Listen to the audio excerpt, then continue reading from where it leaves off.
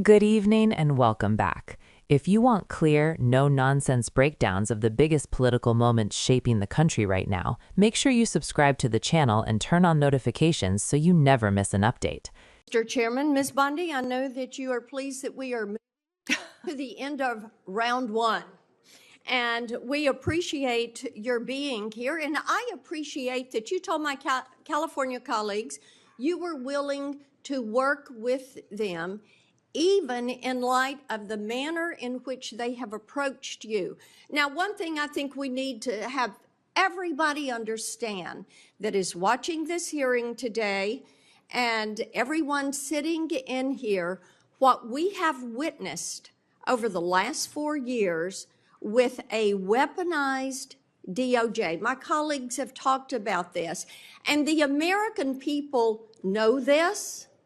They know what was carried out against President Trump and his administration, and in November, they voted to see an end to 2 tiers of justice, 2 tiers of treatment, 2 tiers of access, because they have absolutely had it with the lies, with the accusations, and with the attacks that have come against so many people who were just seeking to live their lives. And then all of a sudden found the FBI or another federal agency or the DOJ knocking at their door. You know, Ms. Bondi, it would make you believe that my colleagues have learned nothing from the elections in November. They don't see this as a movie script that someone may have liked to write. What they see is this is real life. And they want a restoration to equal justice, equal access, equal treatment, abiding by the rule of law. Many of us have talked today about making America safe again. And in Tennessee, I hear a good bit about this. And as we've discussed your nomination, one of the things I've mentioned to people is your career as a prosecutor. And you have touched on that some today. And you are bringing that insight of being a prosecutor to bear. And I do appreciate that. Now, one thing that I think is noteworthy, and in preparation for the hearing, I looked some of these numbers up. During President Trump's first term, violent crime in this country actually fell. Yes. It fell by 17%. And in the first 2 years of the Biden administration, it soared by 43%. This is crime that is taking place in all of our communities. We've seen a rise, whether it's California or Tennessee, we have seen a rise. So I want you to talk to Tennesseans, to Californians, to all Americans about what you're going to do to get this crime rate down in this country.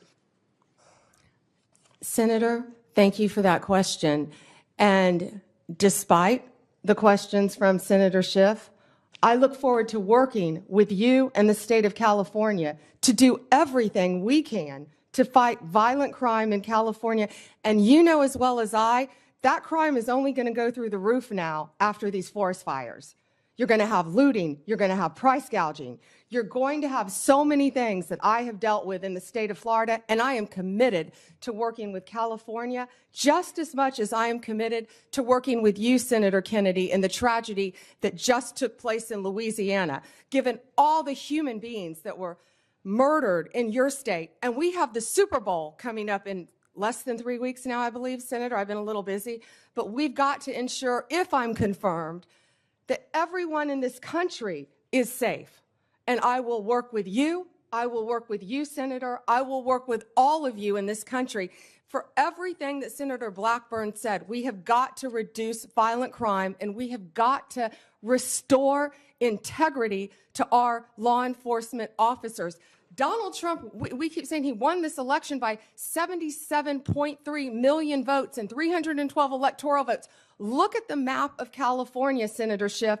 It's bright red, the popular vote, for a reason. People want law and order. They want to be safe so they can go to take their children to school, so they can go to church, Senator Hawley. People want safe streets. Of course we care about our economy and what's happening in this world, but if we're not safe, none of that works. We have got to come together. We have got to work together to make America safe again, and that in turn will make America great again, and I don't know where that phrase has become a bad word because I think that's a great one. Making America great again. Let me move on with you to something else that's about law and order, and that is Section 1507. Because making certain that our justices are protected is important, and we also, with our judges, Section 1507 makes illegal any protest outside of a judge's residence if the intent is to influence the judge's decision-making. And we have heard about the protest outside of justices' homes where they were shouting loud and clear things like, and I'm quoting some of that, "If you take away our choices, we will riot," end quote. Another one, "No privacy for us, no peace for you," end quote. In other words, if the justices did not vote to uphold Roe and Casey, the protesters would continue to harass them.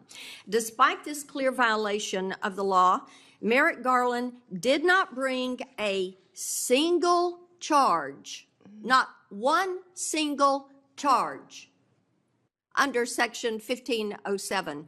Will you commit to faithfully enforcing Section 1507 as Attorney General? I will faithfully enforce that law and all laws that I am asked to review. And Senator, I watched that on TV and it horrified me, the protesters outside their houses. You can't do that for a reason, because our justices have to remain safe and unbiased and protected from threats, as do we all. But they do enjoy a special protection, and yes, that should be enforced. And thank you, Ms. Bondi. Thank you, Mr. Chairman. Today's Senate hearing featuring former Florida Attorney General Pam Bondi was not just another confirmation exchange. It became a broader referendum on how Americans view justice, crime, and trust in federal institutions after years of political and legal turmoil. As the first round of questioning wrapped up, one Republican senator shifted the tone from procedural to deeply political. His message was aimed not only at Bondi, but at the American public watching at home. He argued that what the country has witnessed over the last 4 years is not simply disagreement over policy, but what he described as a weaponized Department of Justice. According to him, voters sent a clear message in November that they are exhausted by what they see as unequal treatment, selective enforcement, and federal power being used against ordinary citizens and political opponents alike. If you're finding this kind of context helpful, take a moment to subscribe. It helps us keep bringing you reporting that goes beyond the sound bites. The senator framed the election as a turning point, saying Americans rejected what he called a two-tiered system of justice, one set of rules for those in power, another for everyone else. He emphasized that many people across the country feel they have lived under constant suspicion, where federal agencies feel closer to their front door than ever before. In his view, the election was not about a personality or a party, but about restoring equal access, equal treatment, and adherence to the rule of law. From there, the focus shifted to crime, an issue that consistently ranks among voters' top concerns. The senator cited statistics comparing crime trends under the Trump and Biden administrations, arguing that violent crime declined during Trump's first term and then rose sharply in the early years of the Biden presidency. While experts continue to debate the causes and accuracy of year-to-year crime data, the political takeaway is clear. Crime is no longer an abstract issue. It is something voters in both red and blue states say they feel in their daily lives. Before we go further, make sure you're subscribed if you want these hearings explained in plain language without the political fog. Bondi's response was carefully calibrated. She acknowledged the tension in the room, including sharp questioning from Democratic senators, but emphasized her willingness to work with states like California despite political differences. Her message was that crime does not respect party lines, and neither should law enforcement cooperation. She then broadened the discussion, pointing to real-world events that complicate public safety even further. Natural disasters like wildfires, she noted, often bring secondary crimes, such as looting and price gouging. Drawing on her experience in Florida, she argued that moments of crisis are when law enforcement credibility and coordination matter most. Her point was not theoretical, it was grounded in scenarios she has personally handled as a prosecutor. If this kind of deeper explanation helps you make sense of what's happening in Washington, go ahead and subscribe now so you don't miss the next breakdown. Bondi also referenced recent tragedies in states like Louisiana and the looming security concerns surrounding major national events, including the upcoming Super Bowl. Her argument was simple but strategic. The Justice Department's role is not just about prosecutions after the fact, but about preventing harm before it happens. Safety, she suggested, must be the baseline expectation for every American, regardless of politics. Throughout her answer, Bondi returned to one consistent theme: restoring integrity, not just to the Department of Justice, but to law enforcement officers who she says feel demoralized and mistrusted. In her framing, rebuilding public confidence requires both accountability and support for those tasked with enforcing the law. And before we wrap this up, don't forget to subscribe. These confirmation hearings are shaping the future of federal law enforcement, and we'll continue breaking them down in ways that actually make sense. The exchange ended with a reminder of the political reality hovering over the entire hearing. Donald Trump's decisive electoral victory, cited repeatedly by Republicans, is being used as evidence of a public mandate for change. Whether one agrees with that interpretation or not, there is no denying that these hearings are about far more than one nominee. Subscribe to the channel for continued coverage, analysis, and context you won't get from the clips alone. We'll keep watching so you don't have to.